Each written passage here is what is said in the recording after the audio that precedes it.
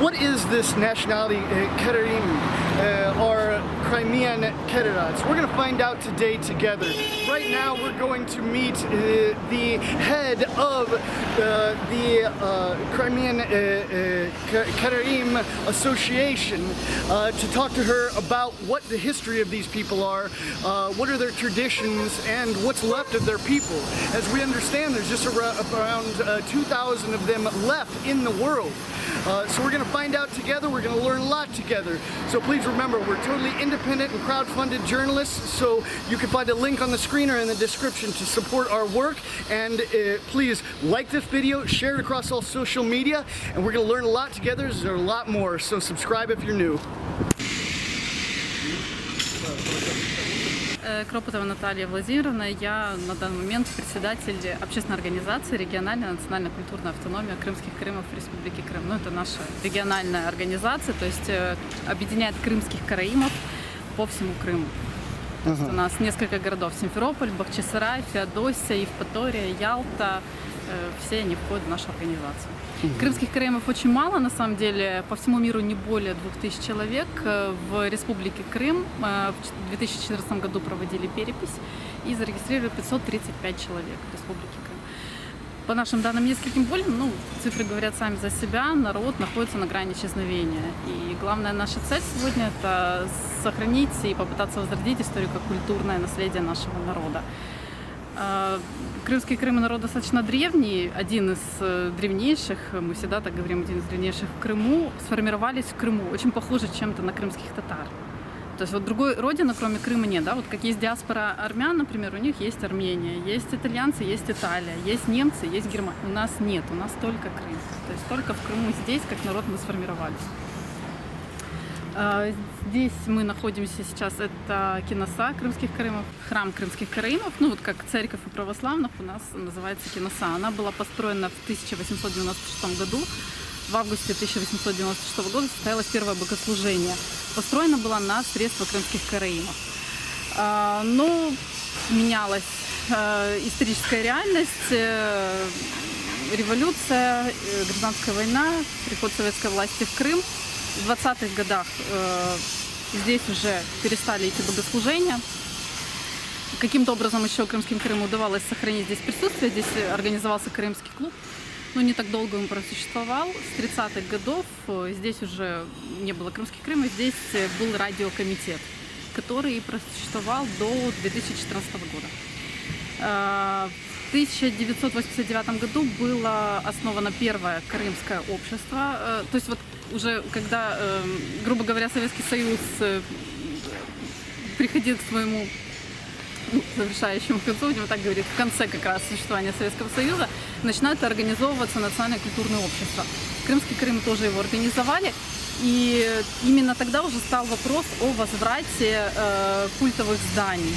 В первую очередь, и вот киноса в Симферополе в частности. То есть, представьте, народ крымских Караимов продолжали жить в городе, они проходили мимо, они знали, что это их храм, но там находился радиокомитет. Они не могли туда прийти, не могли осуществить богослужение. И вот нужно сказать, что с 1989 года стоял вопрос, все время ставили вопрос крымские Караимы о возврате этого здания. И получилось это только в 2014 году. После вхождения в правовой статус Российской Федерации здание было возвращено общине. В 2016 году началась реставрация по федеральной целевой программе. Ну и вот сейчас мы уже находимся на завершающем этапе. Очень надеемся, что общие строительные работы закончатся в этом году. Ну и дальше останутся небольшие еще доработки по декору. И богослужения начнутся. То есть то, о чем давно мечтал народ, это осуществится. Здесь будет помимо храма, будет еще музей. Вот вы проходили, видели, то есть молельный зал вы видели большой, вы поднимались на второй этаж, могли увидеть, там будет женский балкончик, у крымских Караимов женщины и мужчины молятся отдельно. Женский балкончик, а чуть выше будет еще небольшой балкончик для детей. Если вы были на Кале, вы видели киноса, заходили в нее. Да. Вот, там как раз есть третий такой балкончик, выше женского, для деток. То есть если женщина приходила с ребенком, могла отправить его на третий этаж, и спокойно помолиться. Вот здесь будет точно так же, а в цокольном этаже будет музей. Музей истории и культуры крымских караимов имени Тамары Армели. Тамара Армели — это была наша старейшина, женщина, которая собирала предметы быта, культуры крымских караимов всю свою жизнь и очень мечтала о том, чтобы музей был наконец открыт. Она, к сожалению, не дожила до того момента, когда музей откроется, ее не стало в 2015 году, но она дожила до того момента, когда здание было возвращено народу, она была очень счастлива, и она говорила: ну, наконец-то я знаю, что вот все свершится, и музей будет. В цокольном этаже будет организована экспозиция предметов быта крымских караимов. Расскажите о языке своем. Язык. Крымские караимы — это тюрки вообще по происхождению, то есть очень много разных версий сейчас ходит о том, кто это такие. Причем чем меньше крымских караимов, тем больше версий о том, кто это такие. Очень много источников информации, ну почему-то забывают спросить у самого народа, ну ладно, бог с ним, мы знаем правду. Крымские караимы — это тюрки, язык у нас тюркский, очень похож на крымско-татарский в Крыму, дело в том, что у нас 3 диалекта. У нас есть Тракайский диалект, это крымские караимы, которые живут в Литве. Они переселились туда из Крыма в XIV веке и составляли личную охрану князя Витовта. Он их забрал туда, зная, что они прекрасные воины, они там до сих пор, община сохранилась, живет, и мы с ними общаемся, держим связь все время. Есть галицкий диалект, это современная Западная Украина при Даниле Галицком, чуть позже 1240 каком-то, 46-м переселяются туда, Крымский Крым, и там формируется община, и диалект тоже выделяется. И крымский диалект, это крымский Крым, которые стали здесь жить, в Крыму, очень похож на крымско-татарский, но, к сожалению, говорящих на языке практически нет. Язык внесен в атлас исчезающих языков ЮНЕСКО, и в данный момент у нас тоже главная цель наша — возродить уроки обучения крымскому языку, потому что сохранились еще те, кто помнят, как говорят, например, мои родители, мой отец, он не говорит, но если, вот знаете, такой факт спящего языка, фактор, когда начинаешь говорить при нем, он так оживает, говорит: я это помню, я это помню. То есть он вспоминает, как говорили бабушки, дедушки, что-то вспоминает из-за этого. Он вспоминает и начинает вспоминать еще больше и больше слов. Я говорю: ты же говорил, что ты не говоришь, ты не знаешь. Он говорит: нет, я помню, вот это помню, это помню. То есть вот надеемся, что у нас получится с открытием этого центра духовно-культурного и возродить уроки. И можно сказать, Чифут Кале, что это за караимский? Джуф Кале, мы называем его как парная крепость, так считаем, что это правильное название, или просто Кале. Ну, это как наша малая родина. Считается, что именно оттуда и начали потом дальше Крым расселяться по всему Крыму. Изначально там был хазарский гарнизон, стоял там, и караимы всегда говорят, что наши предки — это хазары. То есть вот население, входившее в хазарский каганат, составляющее воинскую часть хазарского каганата, оно находилось в Кале, была крепость военная, и потом, когда хазарский каганат, можно так сказать, часть ушла, часть где-то растворилась среди местного населения, вот так вот и сформировался народ. То есть это были хазары, это были в большой степени тюрки, потому что антропологические исследования это подтверждают, и местное население, населявшее Крым тогда. То есть именно вот центр был Кале. И оттуда там сейчас находится самая древняя киноса, вот храм, да, здесь, там 14 века киноса, вы видели, чуть позже была построена вторая. И кладбище Болтайский место. На наши национальные праздники стараемся всегда выехать туда, рассказать детям о том, что это, для чего это и как это, почему это важно сохранить. Болтайский мест находится у подножья Кале, это самое древнее кладбище наше, и считается, что это даже самое древнее тюркское кладбище в Европе. Почему называется Болтайский мест? Это переводится «топор не тронет». Ранее на этом кладбище, кроме дубов, никаких других деревьев больше не было. И сейчас, если вы туда заходили, может быть, вы еще увидели стволы дубов, которые там где-то в глубине рощи находятся. Очень много молодых деревьев разрослось. Раньше такого не было. Если найти фотографию, допустим, даже 1930 года, все только могилы и дубы видны. Считается, что это древнее верование крымских караимов, сакральное такое значение дуба, дерево, которое соединяет, ну вот корнями уходит в землю, соединяет предков и бога Тенгри. В какие-то трудные моменты, ну считалось так, что в какие-то трудные моменты, в какие-то очень опасные моменты можно было прийти на кладбище и возле дуба попросить о чем-то у Всевышнего, и желания исполнялись. Были родовые захоронения, у каждого рода был, ну, примерно своя территория возле дуба, то есть вот вокруг дуба их кормили.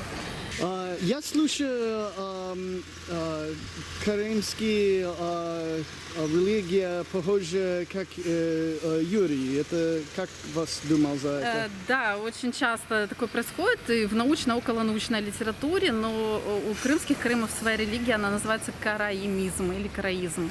То есть это что-то, по аналогии пытаются, да, ну вот люди всегда пытаются понять, к чему это ближе, и, наверное, вот из этого происходит путаница. У нас вера только Ветхий Завет, только без никаких добавлений. В иудаизме Ветхий Завет и Талмуд. Мы Талмуд полностью исключаем, потому что Талмуд был написан людьми. Наша вера основывается исключительно на Святом Писании, потому что только это дано от Бога. И без каких-либо дополнений, добавлений, трактовок и так далее. То есть человек должен самостоятельно, без каких-либо посредников, напрямую общаться с Богом. Это вот одно из самых главных в нашей религии. Поэтому, ну, вот такого, ну, нужно очень аккуратно с этими моментами быть. Это не иудаизм. Вот. При всем уважении к еврейской общине, мы очень дружны в Крыму, на самом деле у нас хорошие отношения, но это отдельный народ и отдельная религия. Есть люди, которые не караимские, на вас церковь? То есть они не караимы, но они в церковь приходят. Бывает? Да, конечно. Ну, вы понимаете, очень мало крымских караимов осталось. Вообще, изначально по традиции браки, то есть вот жениться можно было, свадьба, да, только крымский караим и крымская караимка. Народа все меньше и меньше, и это очень тяжело. Сейчас в наши дни это, ну, практически нереально. Если случается национальный брак, это, ну, праздник среди всего народа. Мы об этом знаем, это действительно празднуется, мы очень радуемся за эти пары. Но это очень тяжело. И, конечно, очень много смешанных браков. Это не является никаким препятствием для того, чтобы люди приходили в нашу общину. Мы, наоборот, радуемся, если ребенок в смешанном браке родился, но он знает, кто он.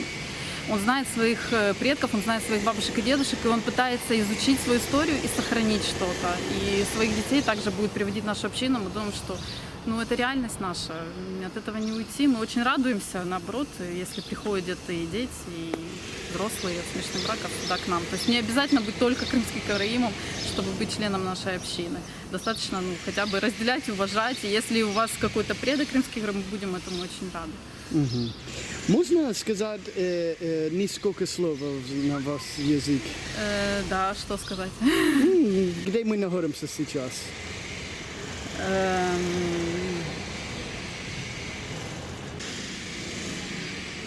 Biz şimdi Simferopol'de bulunamız. Bu bizim kinasamız. Kinasa 1896 yılında kurulgan idi. Ve şimdi restore edildi. Ve en yakın zamanda bunda kültür dini merkezi olacak. Спасибо большое. Класс.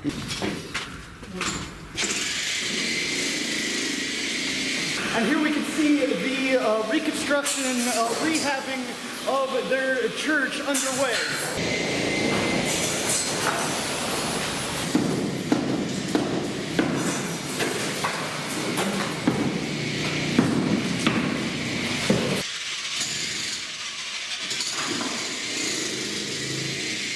А это вы залили уже?